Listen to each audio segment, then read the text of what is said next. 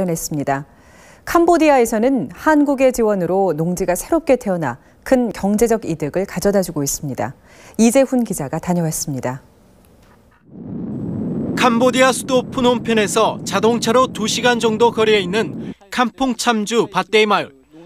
마을 주민들이 한 뼘 정도 자란 모를 논에다 옮겨 심느라 분주합니다.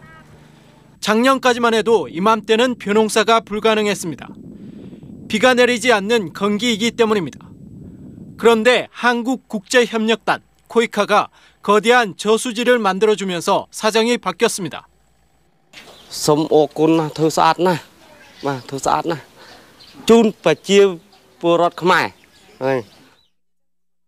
7, 8월 우기에 똘레샥강이 범람하면 그 물을 제방 안에 가득 채웁니다.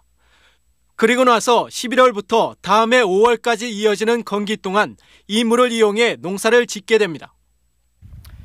이 제방의 폭은 6m, 길이는 무려 14km에 달합니다. 한국은 제방 공사 비용으로 모두 200만 달러, 우리 돈으로 26억 원을 전액 지원했습니다. 예전에는 주민들이 1년에 딱 한 번 농사를 지을 수 있었지만 제방이 완성되면서 1년에 2번, 3번씩 벼농사를 지을 수 있게 됐습니다. 이걸 함으로 인해 가지고 캄보디아에 500만 석이 더 많이 쌀이 생산이 일어납니다. 그렇게 하게 되면 작업자국뿐만 아니라 수출하게 되니까 이게 굉장히 큰 사업이라고 볼 수가 있습니다. 밭데이 홍수 조절 사업으로 인근의 20개 마을 3만 명의 주민이 혜택을 보게 됐습니다.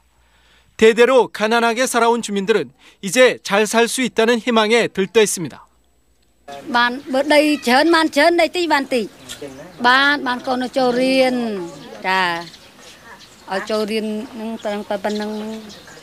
밭데이 홍수 조절 사업은 일회성 지원에 그친 것이 아니라 지역민들에게 자립의 기반을 마련해줬다는 점에서 성공적인 해외 원조 사례의 하나로 꼽히고 있습니다.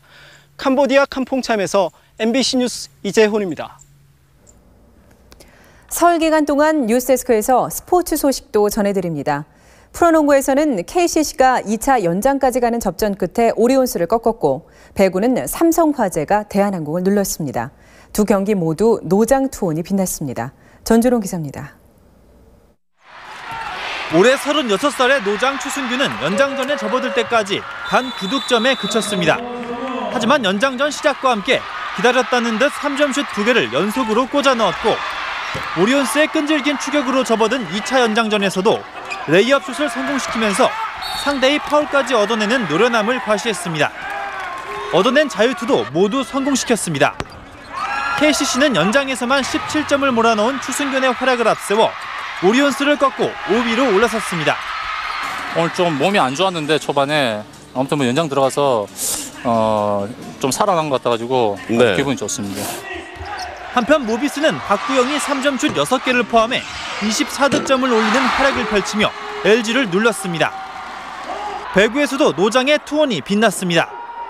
삼성화재는 30점을 올린 안젤코가 4세트 들어 체력이 떨어지며 주춤하자 34살의 장병철을 교체 투입했고 장병철의 연속 공격으로 석점차로 뒤지던 점수를 24대 23, 한 점 차로 따라붙었습니다. 장병철은 여기에 마지막 백어택까지 성공시키며 삼성화재의 2위 수성에 1등 공신이 됐습니다.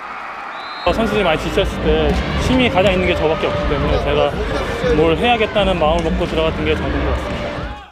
앞서 열린 시범 경기에서는 현대캐피탈이 우리캐피탈을 3대 1로 꺾었고 여자부에선 KTNG가 도로공사를 눌렀습니다. MBC 뉴스 전주롱입니다. 아이돌 스타의 뮤지컬 출연이 이젠 흔한 일이 됐는데요. 하지만 뮤지컬 무대에서도 인정받으려면 인기보다는 실력이 중요합니다. 김필고 기자입니다. 가난한 예술가들의 열정을 그린 뮤지컬 렌트. 인기그룹 주얼리의 멤버였던 조민아 씨가 주역으로 무대에 섰습니다. 그룹을 탈퇴하고 소극장 창작 뮤지컬에서 실력을 닦아온 지 3년. 유명세가 아니라 오디션을 거쳐 실력으로 당당히 대형 뮤지컬의 주역을 꿰찼습니다. 렌트 미미는 저한테 꿈이었고요. 그리고 최선을 다하는 모습에 박수를 주셨으면 하는 바람. 2005년 핑클의 옥주현 씨가 아이다로 뮤지컬에 데뷔할 때만 해도 반응은 별로였습니다. 하지만 시카고와 캐치 등을 거치며 옥주현 씨는 뮤지컬계 최고 흥행 여배우로 입지를 굳혔습니다. 여러분들의 그런 채찍질이 내가 어쨌든 이거를 하기로 결심을 했고 잘하고 싶고 그렇기 때문에 더 열심히 노력할 수 있는 그런 발전의 계기가 됐어요. 과거 핑클과 라이벌 관계였던 SS 출신의 바다도 폭발적인 가창력으로 가수 때에 이어 뮤지컬 배우로서 또다시 실력 대결을 펼치고 있습니다. 빅뱅과 WS501, 슈퍼주니어 등 아이돌 스타들도 잇따라 뮤지컬에 도전했습니다. 하지만 대중적 인기만 믿고 무대에 섰다간 호된 비판을 받기도 합니다. 어설피 들어왔다가는 본인의 이미지도 그렇고 득이 될 것이 별로 없거든요. 또 시간이나 어떤 노력을 더 기울여야 될 거예요. 관객과 직접 만나는 무대에서는 오직 실력으로만 평가받을 수 있다는 사실을 아이돌에서 뮤지컬 스타로 거듭난 선배들이 여실히 보여주고 있습니다. MBC 뉴스 김필국입니다.